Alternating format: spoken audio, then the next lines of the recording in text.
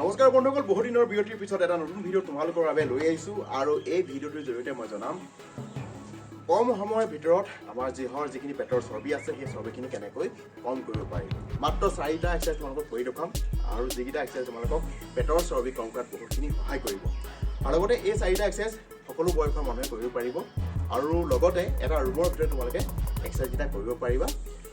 সব পলম নকৰি ভিডিঅ'টো আৰম্ভ। প্ৰথম এক্সাৰচাইজটো হ'ল পজিশ্যন এইটো হ'ব, হাত দুখন এনেকৈ পিছলৈ লক কৰি ল'ব লাগে আৰু আন একো কৰিব নালাগে, ওপৰলৈ জাম্প কৰিব লাগে।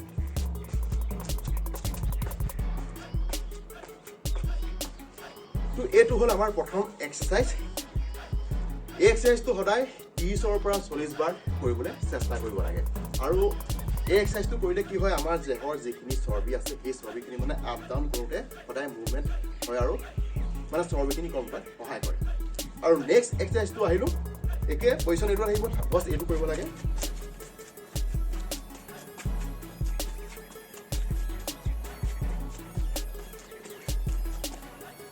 এইটো হ'ল আমাৰ 2 নম্বৰ এক্সাৰচাইজ।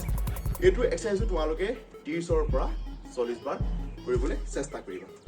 এতিয়া আহিছোঁ 3 নম্বৰ এক্সাৰচাইজটো। পজিশ্যন চেম থাকিব, হাত দুখন পিছলৈ এনেকৈ লক কৰি ল'ব লাগে, জাষ্ট এইটো কৰিব লাগে।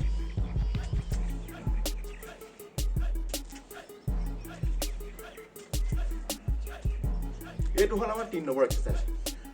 এইটো এক্সাৰচাইজ তোমালোকে 30ৰ পৰা 40 বাৰ কৰিবলৈ সদায় চেষ্টা কৰিবা। আৰু এতিয়া আহিছোঁ লাষ্ট এক্সাৰচাইজ।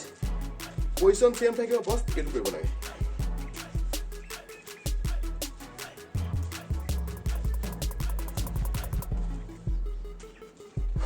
এইটো আছিলে আমাৰ লাষ্ট এক্সাৰচাইজ। কিন্তু এটা কথা সদায় মনত ৰাখিবা, যেতিয়া তোমালোকে এই এক্সাৰচাইজকেইটা কৰিবা সদায় 4টা এক্সাৰচাইজ একেলগে কৰিবলৈ চেষ্টা কৰিবা, তেতিয়াহে তোমালোকে তাৰ ৰিজাল্টটো সোনকালে পাবা। কেনেকৈ একেলগে কৰিব লাগে মই জাষ্ট কৰি দেখুৱাইছোঁ। প্ৰথমটো এইটো, ছেকেণ্ডটো এইটো, থাৰ্ডটো এইটো,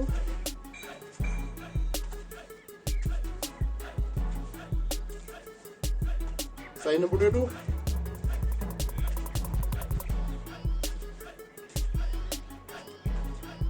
তো এই ধৰণে আপোনালোকে 4টা এক্সাৰচাইজ কণ্টিনিউ কৰিব লাগিব।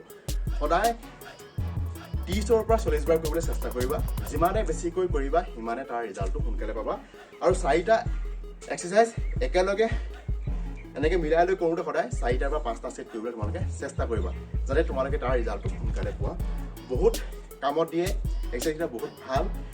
কাৰণ যেনেকৈ আমাৰ ৰানিং কৰিলে গোটেই দেহাটোৰ মুভমেণ্ট হয়, যিখিনি শৰীৰ চৰ্বি আছে সেই চৰ্বিখিনি মানে এক্টিভ হয়। ঠিক এইকেইটা এক্সাৰচাইজ যদি তোমালোকে ৰুমৰ ভিতৰতে কৰা, তেতিয়া তোমালোকে এমাহৰ ভিতৰত তাৰ ৰিজাল্টটো তোমালোকে দেখিবলৈ পাই যাবা। মানে তাৰ অনুভৱ নিজেই কৰিবা যে তোমালোকে কিবা এটা ৱেইটটো লছ হৈছে। তো এইটোৱে আছিলে এক্সাৰচাইজ। আৰু এটা কথা এটা জনাই থওঁ, এক্সাৰচাইজ কৰাৰ লগতে তোমালোকে ডায়েটটো অলপ গুৰুত্ব দিবা। যিমান পাৰা পানী বেছিকৈ খাবলৈ চেষ্টা কৰিবা। আৰু বাহিৰৰ যিখিনি ফাষ্ট ফুড আছে, বিশেষকৈ ম'ম'জ, চাওমিন বা মিঠা বা এনেকুৱা মছলাজাতীয় বস্তুখিনি অলপ এভইড কৰিবলৈ চেষ্টা কৰিবা। তেতিয়া মানে এক্সাৰচাইজ কৰাৰ পিছত মানে তাৰ ৰিজাল্টটো তোমালোকে সোনকালে পাবা। চ' এইটোৱে আছিলে আজিৰ ভিডিঅ'। যদি ভিডিঅ'টো ভাল লাগিছে এটা কমেণ্ট কৰি জনাবা এক্সাৰচাইজ কেনেকুৱা হয়, আৰু লগতে এটা লাইক কৰিবা, আৰু লগতে আমাৰ চেনেলটো ছাবস্ক্ৰাইব কৰিবা আৰু বেল আইকনটো ক্লিক কৰিবা, যাতে কোনো নটিফিকেশ্যন তোমালোকে মিছ নকৰা। চ' আজিলৈ ইমানে। জয় হিন্দ।